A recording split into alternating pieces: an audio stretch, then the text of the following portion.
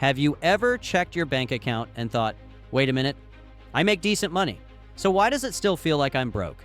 If you've ever thought to yourself, I should be doing better than this, while microwaving dollar store ramen in your $1,800 a month apartment, congrats, you're not alone. In today's video, I'm going to break down 10 signs you're not middle class anymore. But here's the kicker. If you're doing this one thing, you're probably not middle class. You've either quietly leveled up or you're silently slipping down. And most people can't even tell which direction they're headed until it's too late. Just by understanding the 10 signs in this video, you'll know exactly the difference between the middle class and the financially unstoppable. Because honestly, in this economy, staying middle class is like trying to stand still on an escalator going down. Not a good position to be in. This is going to be what really matters for your future, so listen closely. Now, before we dive in, let's be real for a second. Middle class used to mean something. A house with a yard, a car in the driveway, maybe two. A stable job, a pension, the occasional vacation to a beach that didn't require a passport. But today, middle class means you're barely surviving with Wi-Fi. And trust me, this isn't just my opinion. In fact, a recent study by Pew Research found that the middle class has been shrinking for decades. Since 1971, the percentage of Americans in the middle has dropped from 61% to 50%. And if you think making $75,000 means you're middle class, think again. In San Francisco, that's literally almost like flirting with poverty. So, if you're doing any of the following, it might be time to reassess. Are you still middle class? Or have you drifted into a new class entirely? Let's break it down. 10. You're building wealth through assets, not hours. Here's the first and most important point I need you to understand. If you've stopped trading time for money and started making money work for you, congrats. You've slipped out of the middle class mindset. Middle class logic says, get a raise, work overtime, climb the ladder. But people who've graduated out of that class say, buy assets, earn dividends, and scale. The second you stop asking, how much do I make per hour, and start asking, how much does my portfolio earn while I sleep? You're playing a different game. And don't worry, it's all going to make sense by the time you watch this entire video as I break it down. Here's a real-life example. Take Jasmine, a 32-year-old graphic designer. She started by freelancing for $50 per hour, but in 2022, she took $3,000 and bought a vending machine. Then 2. Then 5. Now, her vending machines make $1,200 a month while she's at brunch. That shift, that's not middle-class thinking, that's wealth-building mode. But building wealth isn't the only thing that signals you're shifting classes. Sometimes it's about what you won't do anymore. 9. You refuse to finance your lifestyle with debt. Now, before I explain more, you need to understand that middle-class folks normalize financing everything. New couch? 24-month payment plan. Vacation? Put it on the card. But if you've reached the point where swiping a credit card hurts your soul and the idea of paying interest makes you physically itchy, welcome to a different mindset. Please listen to me carefully because I want to give you a golden piece of advice. Rich people use debt, yes, but they use it to acquire assets, not liabilities. If your debt has a return on investment, like funding a business or buying real estate, that's a wealth move. If it's for a PlayStation 5, that's a broke move dressed in middle-class packaging. And once I explain this to you, you'll start to understand. Let me ask you something. Ever met someone who took out a $25,000 personal loan for a wedding, then couldn't afford rent 2 months later? Compare that to Eric, who used a $10,000 business line of credit to launch an e-commerce brand. In 8 months, he cleared the loan and now pockets $5,000 a month. Debt isn't evil. Bad debt is. And speaking of mindset shifts, nothing screams, I'm not middle class anymore, louder than this next behavior. 8. You treat your time like a luxury commodity. The middle class trades time for money, but the wealthy, they trade money to buy back time. Outsourcing laundry, groceries, emails, errands, these aren't just conveniences. They're strategic moves.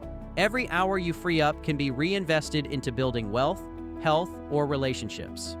Real-life example. Maya runs a small content agency. She hired a virtual assistant in the Philippines for $500 a month. That one move freed up 15 hours a week, which she used to land 2 more clients. ROI? Huge. And hear me out. If you're someone still working on your path to financial freedom, Be sure to subscribe to the channel and watch our Stealth Wealth series. We've created specific videos to help manage your money right, so make sure to turn on notifications to stay updated on all upcoming videos.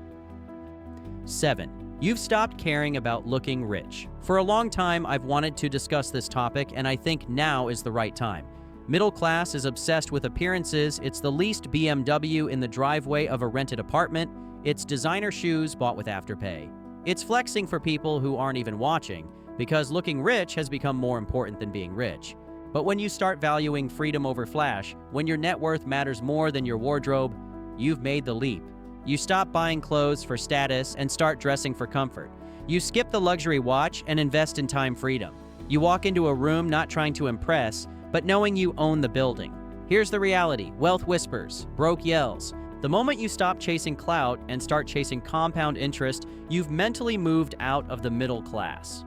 Real-life example. Malik used to blow half his paycheck on sneakers and club nights just to look successful. Now, he drives a used Toyota Camry, wears plain tees, and just bought his second rental property. His old friends clown him for not looking rich. Meanwhile, he just got his first tenant paying down his mortgage. Or look at Sarah. She deleted her Instagram after realizing she was spending more time curating the illusion of wealth than actually building it. In the past year, she cut her spending by 40%, maxed out her Roth IRA, and started investing in dividend stocks. Less flash, more cash. It's not about deprivation, it's about direction. You're not saying no to nice things forever. You're just saying not yet, because you're focused on ownership first. And speaking of moving different, your income stream might just say it all. Number 6, you have multiple streams of income. Now, before we dive into why this matters, let's get something straight. Middle class usually means one job, one paycheck. And with that one paycheck comes one major point of failure. If your job goes, your whole financial world goes with it. But if you've built up multiple income streams, no matter how small, they work like shock absorbers for your wallet. You're not dependent on just one employer. You've got options, freedom, leverage. Maybe it started small, a side hustle on Etsy, cash from a rental property, dividends from a stock portfolio, affiliate income from your blog. But now, you're stacking income like Legos. Here's the shift. Middle class earns money to spend. You earn money to multiply. And more importantly, you've unlocked the golden rule of wealth. You don't need to be present to profit. Real life example. Nate works in IT full-time, but also flips sneakers on eBay, invests in REITs, and rents out 2 rooms on Airbnb. When layoffs hit his department, half his co-workers were scrambling for unemployment. Nate? He still brought in $6,000 that month without clocking in. Or take Michelle. She started a faceless YouTube channel about personal finance. No on-camera time, no big budget. But with affiliate links and ad revenue, she now earns more from YouTube than her corporate job, while she sleeps. But keep in mind what I'm about to tell you. Multiple income streams don't just mean extra cash. They mean exit strategies, power, protection, and most of all, options. But let's get even deeper, because your social circle, that matters more than you think. 5. You've changed who you spend time with. There's a saying that I absolutely love. Show me your circle and I'll show you your future. Middle-class cliques often bond over the struggle.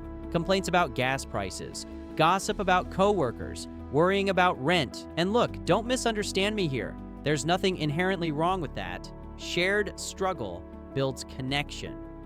But here's the truth. It also reinforces the idea that struggling is normal. That stress is just a part of life, that you're supposed to live paycheck to paycheck. As we discussed in previous videos, when you start spending time with people who view wealth as expected, who casually talk about investing, who drop tips about building an LLC over coffee like it's small talk, that's when everything changes. You begin to normalize abundance, and suddenly your goals start to sound realistic, not ridiculous. Real life example. Antonio used to hang with old college friends every weekend. Good people, but all stuck in the same loop, complaining about work, blowing cash on the weekends, and then repeating the cycle. One day, he joined a local entrepreneurs meetup. The conversations were different, purpose-driven, solution-focused. Within 6 months, he launched a mobile detailing business with a partner he met there. New friends, new money, new mindset. Now his old friends think he changed. Damn right he did. And what you talk about with those new friends, that's the next clue. 4. You're obsessed with growth, not gossip. Come on, you know the vibe. Middle-class conversations revolve around celebrity scandals, work drama, and sports scores. But when you're out of that bubble, you find yourself binging business podcasts, watching finance YouTube videos, and sending your friends screenshots of stock performance or AI startup news. You went from, did you hear what happened on The Bachelor, to, did you read that new Ray Dalio piece on global debt? Take this real-life example. Tamika unsubscribed from 3 celebrity gossip channels and replaced them with YouTube channels, Graham Stephan, The Minority Mindset, and CNBC. Her mental feed went from noise to knowledge. Result? She started budgeting smarter, and within a year, bought her first income-producing asset, a duplex.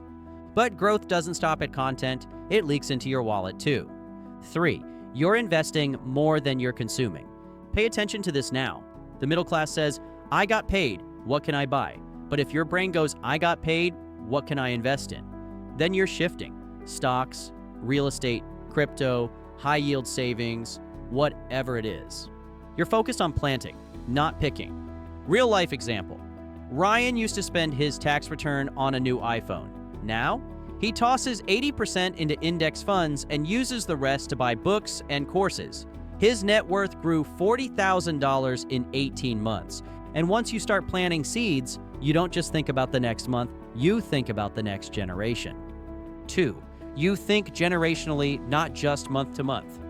Now, I will explain something very important to you. And unfortunately, middle-class thinking is all about the now. This month's bills, this year's tax return, this weekend's sales. But when your mind shifts to legacy, you've officially stepped into a new class. You stop asking, can I afford this? And start asking, how will this affect my family's future? You begin setting up insurance policies, trusts, real estate plans, not for bragging rights, but for stability, for protection, for power, because you understand, true wealth isn't measured by what you spend. It's measured by what you leave behind. Here's the mindset shift. Middle class builds for comfort. The wealthy build for continuity. You're no longer just the consumer. You're the architect of your family's financial blueprint. Real life example. Jules set up a custodial Roth IRA for her 14-year-old daughter using income from the girl's Etsy shop. By the time her daughter hits 40, that account could be worth over $500,000. That's not just parenting, it's wealth engineering. And then there's Carlos. He bought a 4-plex, lives in 1 unit, rents the other 3, and placed the entire property into a living trust. He's 36. His kids are 5 and 8. But he already knows they're starting life with assets, not anxiety. You're not middle class if you're planting trees whose shade you'll never sit under. That's legacy. That's wealth.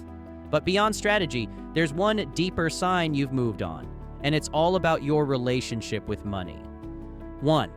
You found peace with money.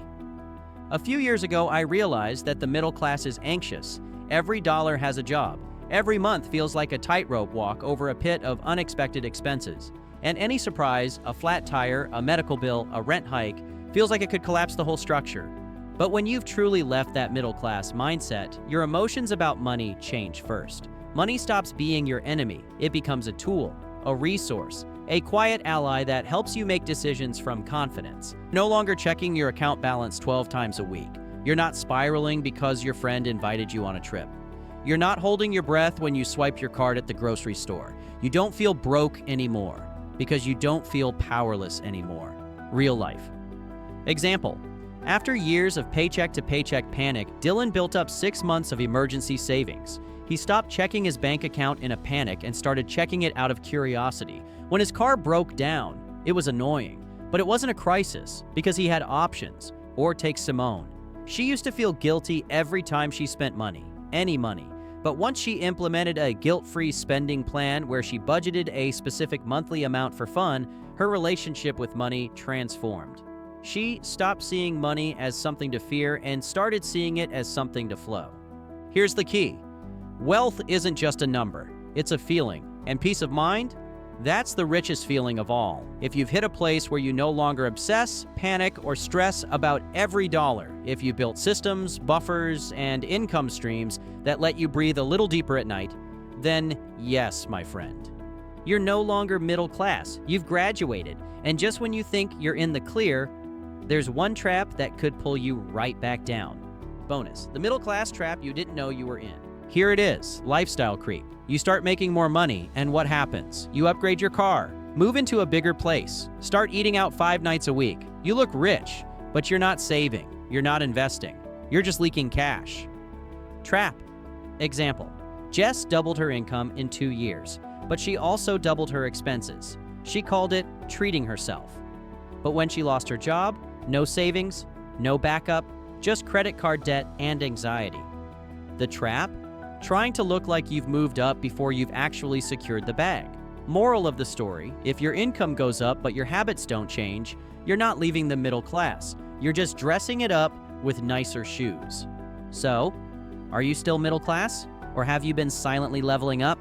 No, you don't need to live in a mansion or own a jet to leave the middle class behind. Sometimes it's just about how you think, how you spend, and how you plan. And if this video hit you in the chest, good. That means you're ready to break out of the cycle. So drop a comment below. Which sign hit hardest? Share this with a friend who's still stuck thinking middle-class rules apply to today's world. As a matter of fact, the real reason why the upper class is quietly pulling away is exactly what we explain in this next video. Just click the video on the screen now, and we'll see you there.